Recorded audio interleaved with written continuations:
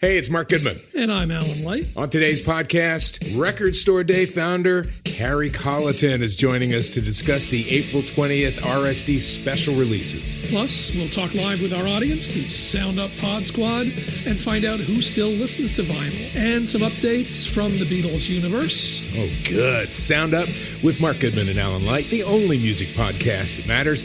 Get it on Pandora, Spotify, Apple Podcasts, or wherever you get your podcasts. What's good, y'all? This is Breeze Brewing from the Mighty Juggernauts. And make sure you subscribe and download the podcast, Library Rap, the hip-hop interviews with Tim Einenkel.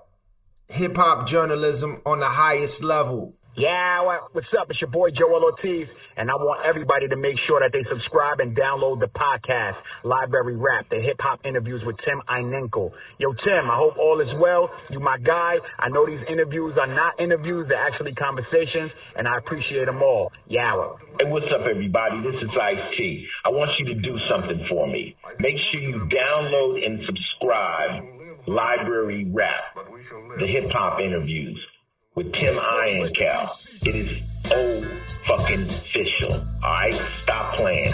Download and subscribe. Library Rap, the hip hop interviews with Tim Einenkel. Cold.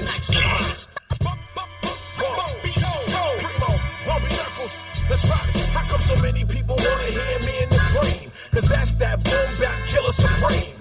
Niggas get scared and they run the frame. Can you please ask Bumpy to release the team? Come on, goon in the booth. Now you all quiet cause you know you in the room with the truth. I don't give a fuck about your gun. I got one son, but the difference is I pop like gum, you run like Rev. No diss, just real metaphorically sick with my shit. Because I put time into the rhyme style, quality moments in the booth. I write down truth and spit it. Salute my nigga gifted unlimited rhymes. Who really was a comrade who spazzed sometimes. Backstage antics, on stage planted. Pretty girl. Industry vet Bumpy Knuckles has worked with Cool G Rap, DJ Premier, M.O.P., Pete Rock, Cool Keith, KRS-One, and many more. 11 albums under his belt, including his last one, Pop Duke Volume 1, and many more to come. Freddie Fox, a.k.a. Bumpy Knuckles. Welcome to the library with Tim Einenkel, hiphop.com. Thanks for being here, man. All right. What's up, bro?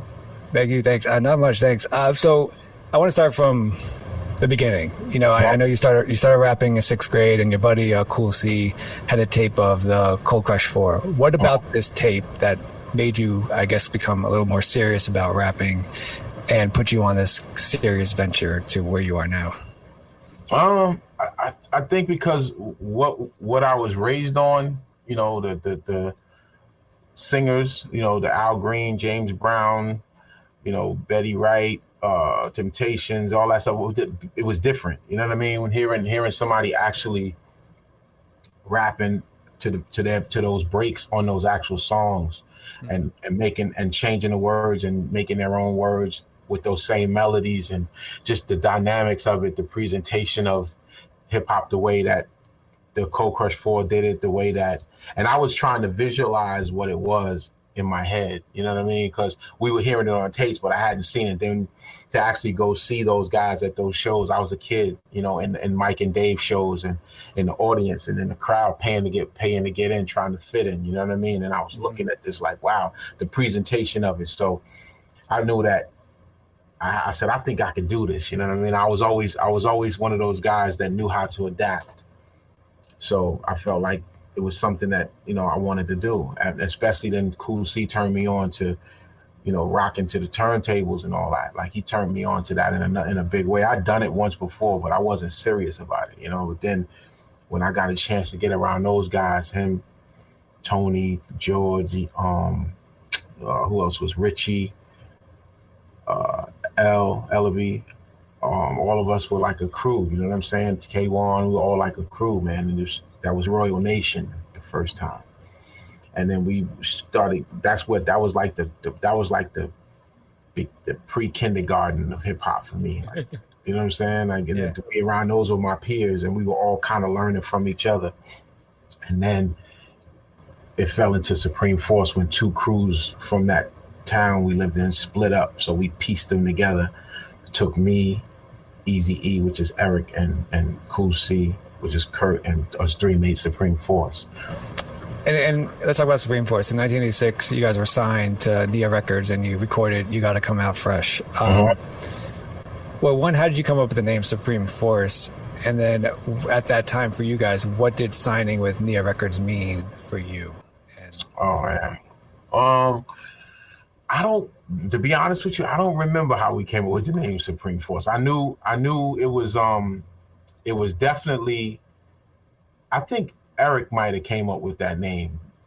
I think Eric Eazy-E came up with the name Supreme Force, if I'm not mistaken. And then to sign with Nia was cool because I wouldn't have had that situation had it not been for my best friend. His name is Cap. Cap Mellow Rap. Tyron is his name. I grew up with him, and he had a record deal, and he was working with these producers in Queens named OT Fresh Productions, Tony and Yuli Sankits. And he said, yo, they were looking for more rappers. He's like, yo, I got a guy who, my cousin, he called me his cousin. We like family. So he said, yo, my cousin. So he took me to that studio, went out there, I met them, and then I told them about the group and everything. And then, I went out there with the group and they fell in love, like, yo. So we did it. We rapped, we made that record. That was the deal that they got us. So they had the studio, we came to Queens. It was like a mission every day to go out there and get to work. You know what I mean? And that's how we got to deal with Nia. And it was cool because I graduated high school in 85 and I had my first record deal in 86. That's crazy. So I was right into the game. It was like, you know what I mean? I wasn't trying to be working for nobody and all that. I had big, that's what made me stick with it. You know what I mean? Because I'm like, yo, I don't do well with rules and regulations under certain pretenses, under certain situations. I'm not really, especially when people don't understand the concept of being a boss. They think boss means telling people, yelling at people and talking to people with authority. That doesn't mean you're a boss. You know what I mean? Right. Bosses inspire people to want to follow a great example, to be great. And I always think that should be the example of a boss. So if I wasn't seeing that, I wasn't going to be underneath no shit like that. So that's what made me stick to music. Can you actually take me into, so the reason why I kind of started doing these interviews, right, is because, so in 86, I would have been 7. So I was born in 79. I grew up in New York City. I could do the self-destruction rap backwards and forward by heart to this day. I'm 4 years old. And a lot of it's, for me, it's about like, why is that important at the time? Like, why did an 11-year-old kid listen to self-destruction? Why is that important? What was going on in the game or in the industry and the culture at that time? Arguably, if you look at a kid now who wants to rap, they will do it because it's the number one genre out there. They know they can make money off of it. They can make a career. But take us back to 86, 85, when it wasn't as popular as it was. I remember Z100 in New York City was proud to be like, we don't play rap at all. What made you guys think that if it didn't become a number one genre, at least it would still be here now in 2020? Well, me personally, I don't think we cared about that. I think the focus was more just being good at it, because it was another way to compete in against somebody else. It was like that was the reason why we made a crew. You know what I mean? There was a couple of cats that was running around that was just solo rappers, which was dope.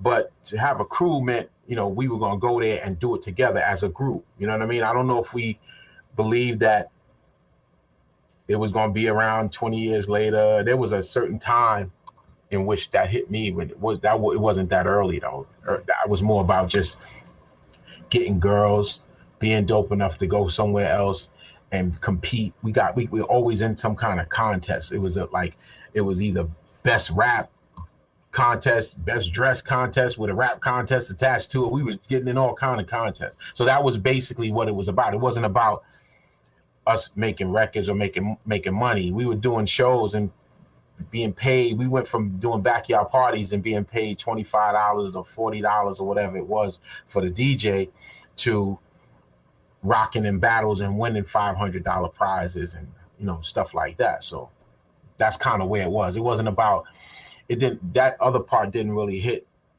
us until I think it was around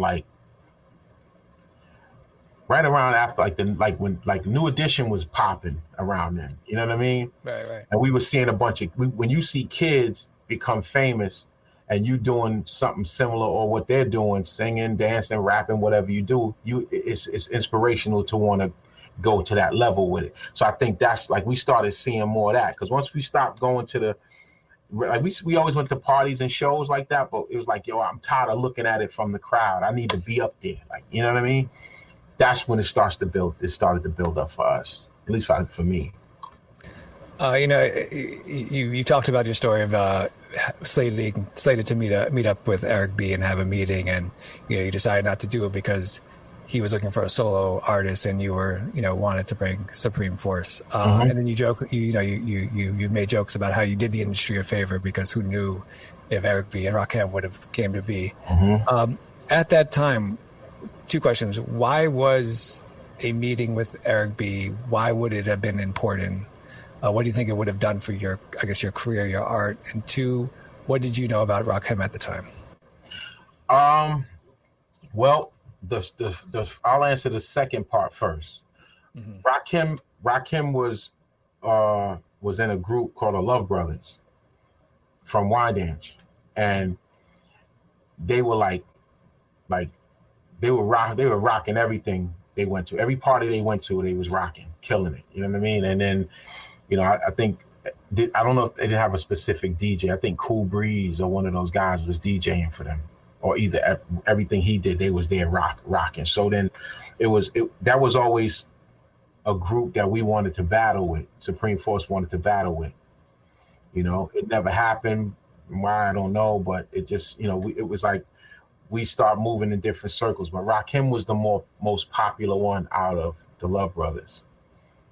And he was also, I think, the youngest. He was the smallest. He was the youngest. But I remember his name ringing bells. There's this kid over on the other side. You gotta see him, Fox. You gotta see him. Y'all need to battle. Right? And people used to always say that. My brother, a bunch of people used to always say that. You know what I mean? So me being singled out as the one that people should battle out of my crew, him being singled out, I just always kept him on my radar. You know what I mean? Then I finally seen him rock in Wyandanch High School in the gym one day, and I was like, yo, this dude is dope. I got a tape. He said, let's rock together, Fox. We gonna rock together. Freddie, he said, yo, me and my brother had brought me to this event, and he rocked, I rocked, we rocked together. It wasn't a battle, but he rocked and left, and then I rocked and left. But he was always, Rakim was the most popular one out of all of the Love Brothers. And then how would the meeting with Eric B, what was the importance of that meeting for anyone at that time? Well, Eric was out in Long Island looking for talent, and I think he was a mobile DJ with BLS, and I think he wanted at one point to just kind of do his own project, and he wanted to find an artist. So he came out to Long Island. He was familiar with some cats out there, and one of the guys he knew, Alvin Tony, was a very good friend of mine. He I guess he asked Alvin, who's out here, give me some MCs out here that I can go see, that I can recruit for this project. He's only looking for one. So I just happened to run into them on coming through town on this road called Straight Path. I was driving by, and he flagged me down. He said, yo, there go Fox right there. So I think the two names that was mentioned to him was me and Rakim. So I ran into them first, and then Eric was like, yo, man, I'm looking for, he said, yo, this is Eric B, this is Freddie C or whatever. He said, I'm looking for somebody to spit on or rap on my project. And I was like, all right, that's dope. I said, yeah, we got some dope routines. And I started telling him about what we do as a group. So He was like, well,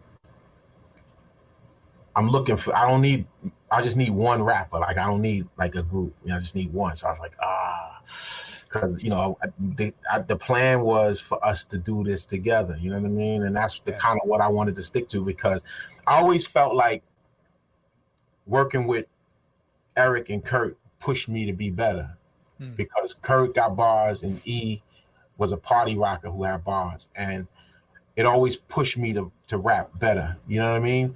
And when he said to me, I think Eric's words were, if I can remember correctly, he said, well, I'm gonna come by your house, or we can meet up at 5:00. I'll meet you at, I think I'm supposed to meet him somewhere at somebody's house or somewhere I'm supposed to go.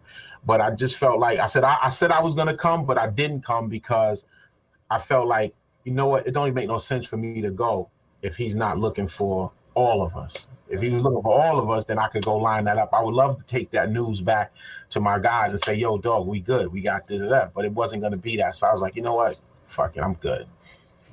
And then that's what happened. So then he went on. He went to his next situation or whatever. I think he might have met Rakim way before that meeting with me and him even took place. Right. So, you know, that's destiny, man. So it is what it is. And that's, you know, that's what it's supposed to be. So I have to ask you, after you first heard, or after even thinking now, after you heard Paid in Full, what would have been a track that you would want to have been on, or you think you would have absolutely bodied? I would have bodied all of that shit. I would have did something. I wouldn't have did. I'm gonna be honest with you. Rakim did something that, to me, carved out a new direction for hip hop. I don't know if my work would have did that. You know what I'm saying? I don't think I'll be honest with you. I don't know if my work would have carved out. It would have definitely been something people rocked and be like, yo, this is dope. But Rakim carved out a whole, because I remember when I first heard certain rappers that were inspirations to us rapping, they switched their whole rap style when he came out. I was like, oh shit, he don't rap like that no more. I thought it was a different artist, but they were all rapping like Rakim. And I was like, oh shit. So I'm glad that a lot of people get it twisted. Like I love Rakim.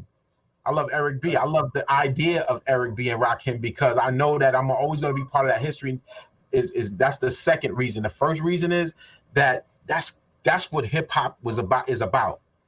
Right. A DJ, a MC, make a classic, put the shit out, and it leads the culture somewhere.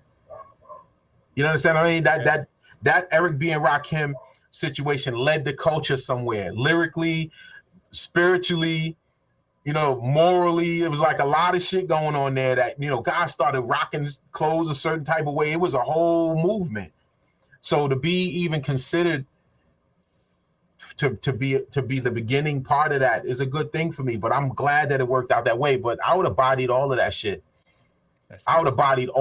Anything I try to rock on, I try to smash it. I don't believe, and I'm gonna say this clearly, I don't believe what I would have had the impact of what Rakim did, because that was God's plan. That wasn't man's plan. You know what I mean? Right. But I would have definitely made an impact in another direction or some other way. I've always done that.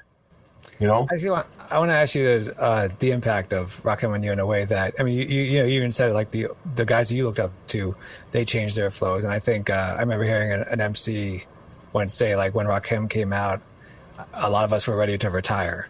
You know, like so, you know, like, was there anything for you, like when that album was complete, you know, finalized, that kind of made you think differently about your style, or was it just, or did anything happen in musicality that you wanted to maybe change up? No, I think what it did for me was it just gave me inspiration to keep trying to create something that I developed. Like Rakim don't sound like nobody. You know what I'm saying? Like Rakim sounds like Rakim. I was always that kind of MC. Like Long Island had a certain type of flow anyway. You know, Rakim's flow isn't unfamiliar to Long Island MCs, because we always had that slowed down type of vibe when we rock. You know what I mean? And hey, listen, that's where Biggie got it from. Biggie got it from Craig Mack. Mm-hmm. I'm not saying Biggie wasn't nice, but Biggie was rapping a lot faster than he rapped until he got around Craig Mack. Mm-hmm. And Craig Mack was the one who was like, yo, you slow this down a little bit. You know what I mean? Because if you listen to Long Island MCs, like I think Busta Rhymes might be the only one that's real, but that's because he's just diverse like that. But you don't see too many guys that, like, Long Island has a certain vibe that Rakim's vibe was familiar to us, but he inspired me to stay different and stay creative. That's I'm always big on that. I don't like doing the same thing all the time. You know what I mean? That's why when you make a record or when you make a song, you should be trying to create something that you haven't already created. You know, and no two things in this world are the same. And if it's not that way in music, then it's not music. So it has to be something that you create that's unique, that leads, that opens up the door. Even if you speak into the times, you know what I mean? Like you can't, nobody can sit here in front and say they're not inspired by their peers. Right. If they really, and especially in the music business, because musicians and creative people are always, all of our inspiration tendons are always on high, looking for something that inspires you to write it, spit it, cut it, scratch it, produce it, whatever you do, you know, digging in the rec for records or whatever the case may be. So being around that whole element was inspirational, you know, being around that whole, but it always inspired me just to stay different. That's the thing. It's a big thing with me is just, I got to always be Bump. I can't, you know, I don't want to try to do something to fit in with the times. That's not me, man. I can't rock with that shit. I'd rather just create a whole new sound before I start doing something that don't sit well with my energy, you know? Hey, it's Mark Goodman. And I'm Alan Light. On today's podcast, Record Store Day founder Carrie Colleton is joining us to discuss the April 20th RSD special releases. Plus, we'll talk live with our audience, the Sound Up Pod Squad, and find out who still listens to vinyl. And some updates from the Beatles universe. Oh, good. Sound Up with Mark Goodman and Alan Light, the only music podcast that matters. Get it on Pandora, Spotify, Apple Podcasts, or wherever you get your podcasts. Are you in search of deeper meaning in your life? Longing to manifest your true desires and unlock your full potential? Look no further than Portal Místico Podcast, your gateway to treasure trove of transformative tools, enlightening interviews, and enriching content. I'm your host, Elena Maggio, and it's my heartfelt desire to guide you on this extraordinary journey of self-discovery. And with every episode, I'm passionate about sharing and introducing you to new topics in self-development, metaphysics, astrology, the law of attraction, numerology, interviews that will eliminate your path and fuel your own personal growth. This podcast is your wellspring of inspiration dedicated to help you uncover your purpose with unwavering passion. Together, we'll dive deep into the fascinating topics and explore endless possibilities. Listen to Portal Místico on Pandora, Apple Podcast, or your favorite platform. But before I ask you more about your solo work, I just want to, what happened to Supreme Force after Nia Records? I mean, obviously, they're not around right now. So what did you guys end up doing? Well, so what we did, we dropped, after we dropped the single, it kind of just, radio was giving us hell about playing it. You know, a few people played it. You know, it was an all right record. I think, you know, for the time that we did it, the producers that we had were more like, I think Tony and Yuli did a lot of Latin dance stuff. So hip hop is an experiment for them, I think, in a lot of ways. And we made the record. And when it didn't go anywhere, I know Curtis was heavy into education. He's a lawyer, you know what I mean? So yeah, nice. He's, you know, he was going to school, and then Eric was doing what he had to do, just working and making his money and doing his thing. And I was like, yo, I got to get it moving. So hence Freddie Fox.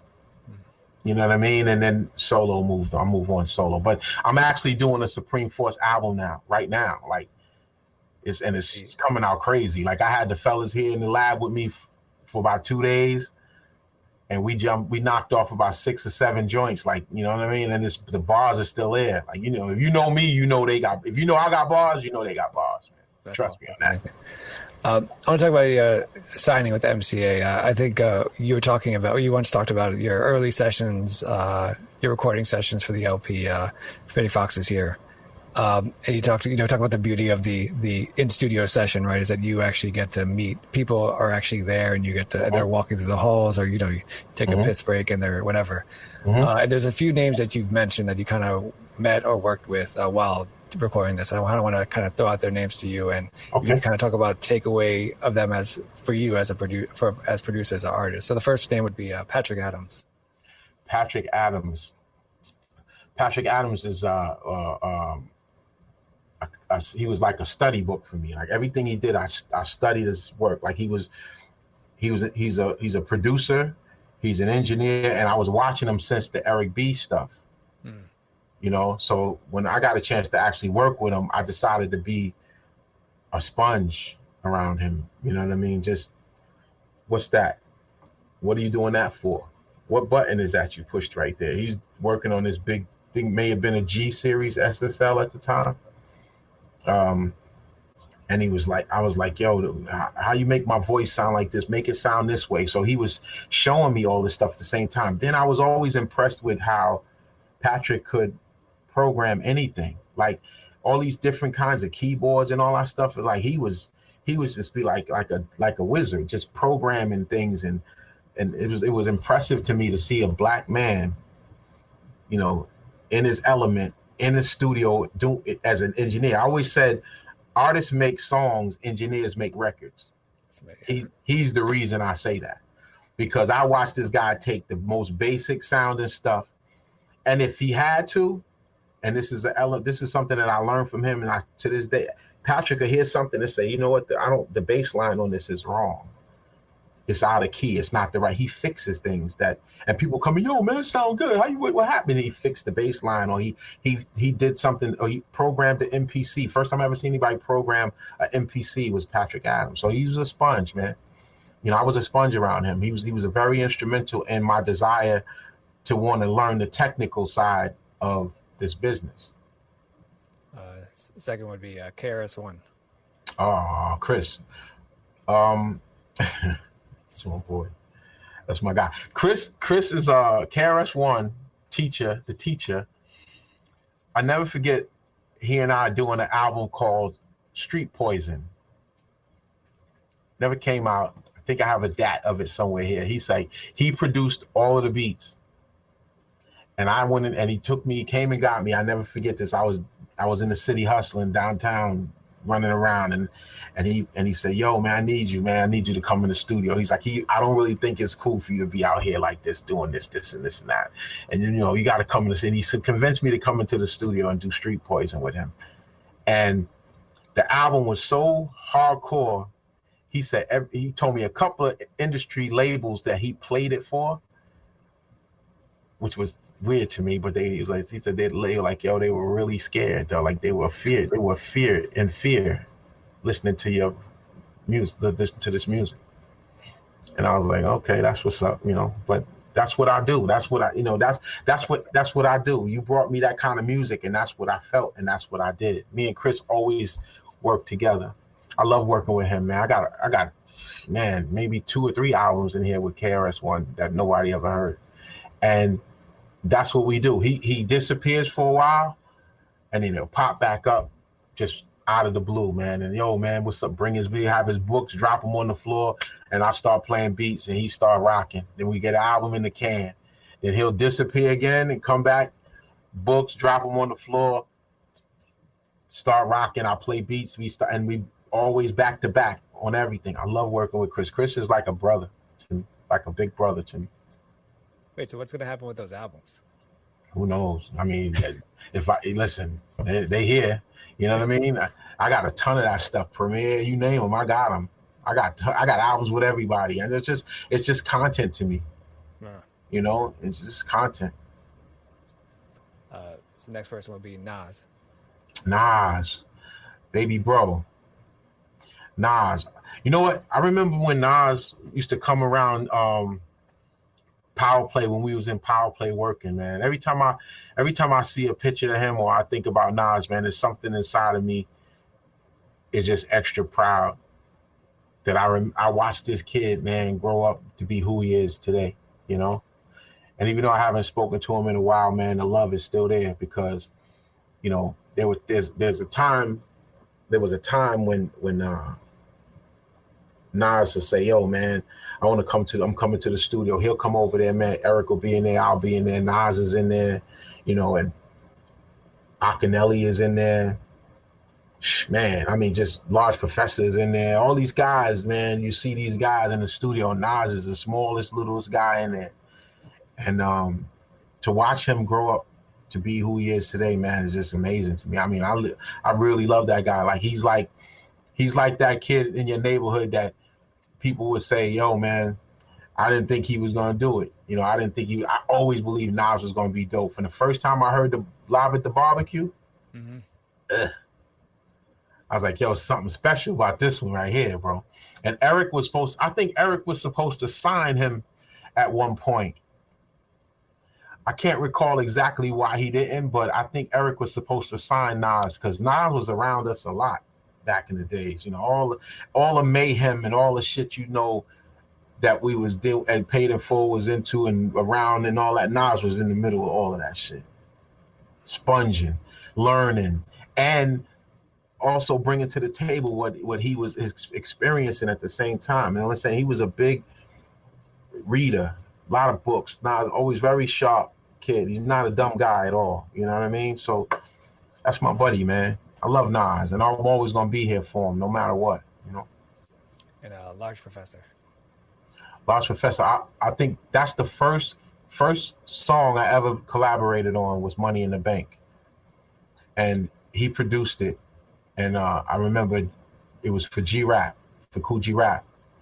And Eric B's brother, Ant Live, said, yo, man, you got to put Fox on this record. He would kill this record. And he took me to Power Play, and I went in the booth and I did what I do, you know. And that was the first, you know, I always loved G-Rap for that opportunity to be on that, you know, Money in the Bank, because that set it off for me. Because in that day, you couldn't just jump on somebody's record because you said you know how to rap. It didn't work like that. You know, I wasn't going, and to think about this is G-Rap, Rakim, all those guys are my peers, but you had to earn your spot. You couldn't just jump on a song with somebody just because, you know how nowadays it's like, yo, man, my man's son is nice, he can rhyme, and then they'll jump in the studio and imitate somebody else's whole junk, and then next thing you know, blah, right? But that wasn't that bad. You had to bring something to the table to even be considered to get on something. And then I'm going and I'm like, oh shit, Cool G-Rap, got to bring your A game. You're not messing with no scrubs here. This ain't no, you know, G-Rap will say some shit that'll make you write your whole shit over. You know what I'm saying? So you got to be on your A game. Or should I just say fuck it and leave it alone? I'm on the road like Billy Jack, never looking back with the fat Mac 11 in the backpack. Will another man take my place and have my child screaming daddy? Look it all in his face. Or do I turn around and make it up? Or do I let my pride... Hey, it's Mark Goodman. And I'm Alan Light. On today's podcast, Record Store Day founder Carrie Colleton is joining us to discuss the April 20th RSD special releases. Plus, we'll talk live with our audience, the Sound Up Pod Squad, and find out who still listens to vinyl, and some updates from the Beatles universe. Oh, good. Sound Up with Mark Goodman and Alan Light, the only music podcast that matters. Get it on Pandora, Spotify, Apple Podcasts, or wherever you get your podcasts.